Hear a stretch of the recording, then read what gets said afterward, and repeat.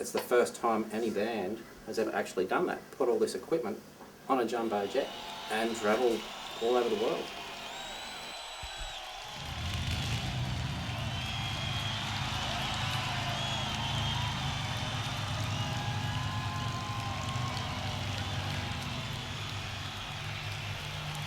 It will go on to the end. It will fight in France. It will fight on the seas and oceans. It will fight with growing confidence and growing strength in the air. Which will defend our island, whatever the cost may be. It will fight on the beaches. It will fight on the landing grounds. It will fight in the fields and in the streets. It will fight in the hills. Aces High, telling the story from a cockpit in the Battle of Britain.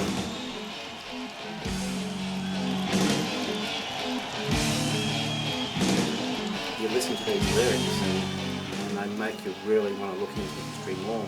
It's more fascinating, and I think that does make Maiden unique.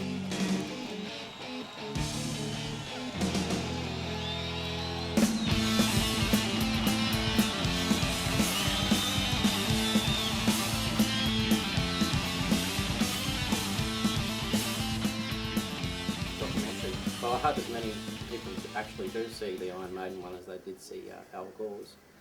Look, it's just one of those things where more people should know about this stuff, what this band is doing, how many fans they have in different cultures in the world, and how much they're loved by loyal fans. The lead singer flies a huge jetliner full of gear, all the crew and the band members, and flies all over the world so that they can get to these obscure countries and do tour dates in these places no one else would go to.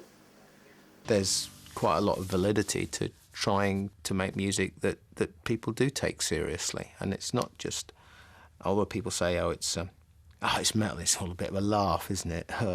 But it's not to me, and I think if you're going to do something, you should take it seriously. You have to have a vision. I mean, I'm not the best guitar player in the world, but I have vision, and I can recognize that in them, that when you can have a common goal and the whole band embraces that common goal and they work toward it, that's half the battle.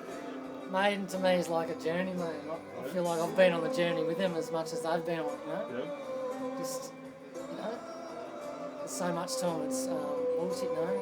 I think of Maiden, I think of myself driving along the car, just singing Hallowed Be Thy Name loud as I can, just screaming it, and just pumps me. Maiden have never been about that. Maiden have never been about, we want to make this album as satanic as possible to try and get that scary element in that young fan base. I think because Maiden writes about, more things about what happens in life, and it's not directly going for the sale on we talk about the devil, we write songs about the devil, it's just to get album sales. Maiden have never been about that. Maiden have never been about, we want to make this album as satanic as possible to try and get that scary element in that young fan base. I think because they're more serious than that. Number of the Beast, that was about Steve Harris's nightmare. It blew up into a big thing, and of course they used it to their advantage.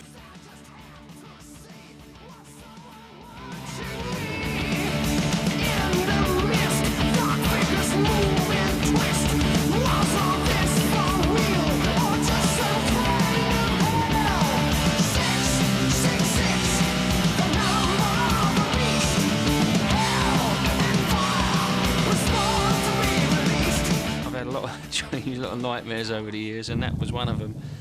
And it was just that the twist that it was supposed to be that which not actually happened in the dream, but it just sort of did a little twist at the end where it's supposed to you're not supposed to be sure what's real and what's not real. And the poem Tam O'Shanter, which I did at school, that had stuck in my mind over the years as well, and it was a bit like that, as if being sort of chased through the forest or whatever and stuff like that.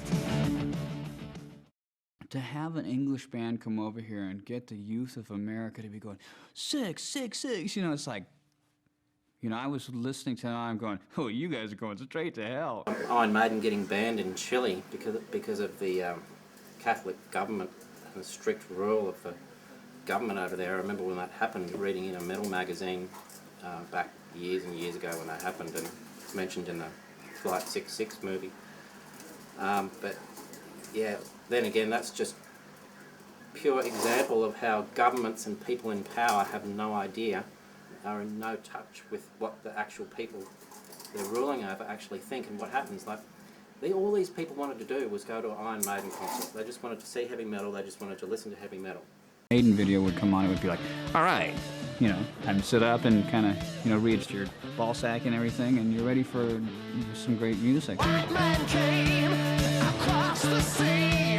He brought us pain and misery.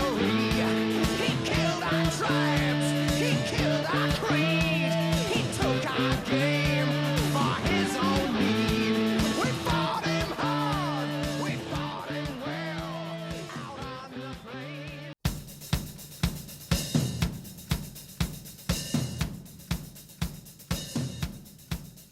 Derek Riggs, I think, is the most original artist I've ever known, and sticks to what he knows best and does so well.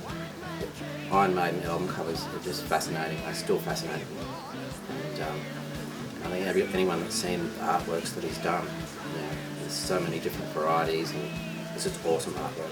And that's a big thing about Iron Maiden. It's great album covers. You know, if you're going to buy an Iron Maiden album, you're going to get some great artwork. I think the audience is getting younger for Maiden because, look, everyone's finally starting to realise how great this band is. You know, in the old days when I first got into them, there wasn't any thrash metal, there wasn't death metal, there wasn't all that sort of stuff. The Slayers' Rain and Blood wasn't out yet, but Iron Maiden were playing these awesome, fast riffs, and the only ones that were doing it that well was Iron Maiden. And I think people are just starting to realise that now. And the more that the band grows over the years, they get bigger and bigger and bigger because they're so hard working. The coolest home bar setups you'll ever see. It's actually really cool. Little posters, all the merchandise, the bar fridge.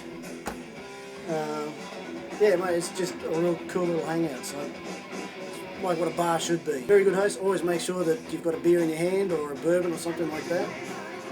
Always plenty of beers, plenty of nibblies, plenty of metal. Always nice and loud. My favourite Maiden would be probably the Live After Death album, I'd say.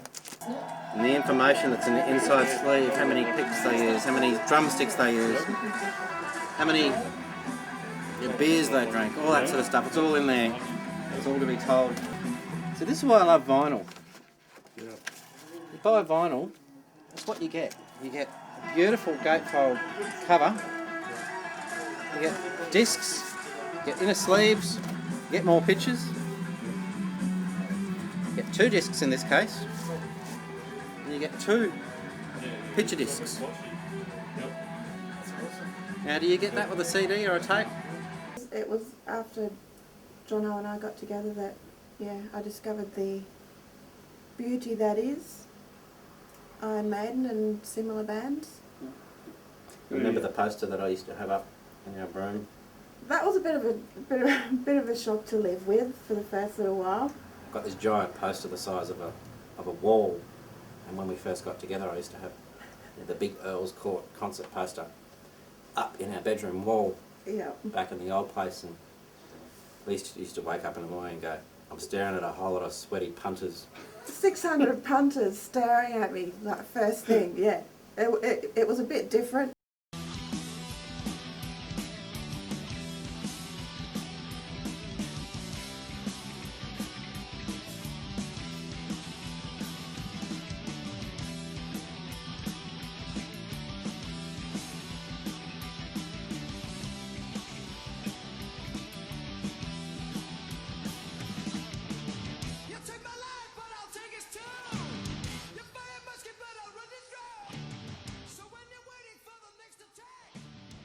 The whole way up there, we went to the missile patrol, fit 8 of us in there. Yeah. Just Maiden pumping the whole way, and the whole way home, Maiden. It was unreal. It's even better coming home, and you're that pumped, and you've got much energy in you, you feel good. It's better than the guys in Iron Maiden because he plays them immaculate, like the album cover. The guys in the band, you know, they improvise a little bit. They play it over and over and over, so they got He's it. played a million times, he doesn't muck around. Dave Ross, he plays the spot on. Because when you hear it on the album, you know, like your first love, the first time you hear it, you think, oh, that's the way it's got to be. We used to cruise around and John had an old car with 8 speakers in it. It's a boom wagon. The boom wagon had 2 in the front, 2 in the back, Actually, four in the back, actual back, back compartment of the wagon, and then we'd cruise around listening to Killers tape over and over and over. Amazing. Remember I had that 9th speaker in the sun visor. Oh, that's right. There was a 9th speaker in the sun visor. I stand corrected. Down, there was another speaker at the driver. Just there. 9 speakers. 9 speakers. Back in the old cassette, before CDs, this was. It never broke down. You just turn it up loud and it's out long.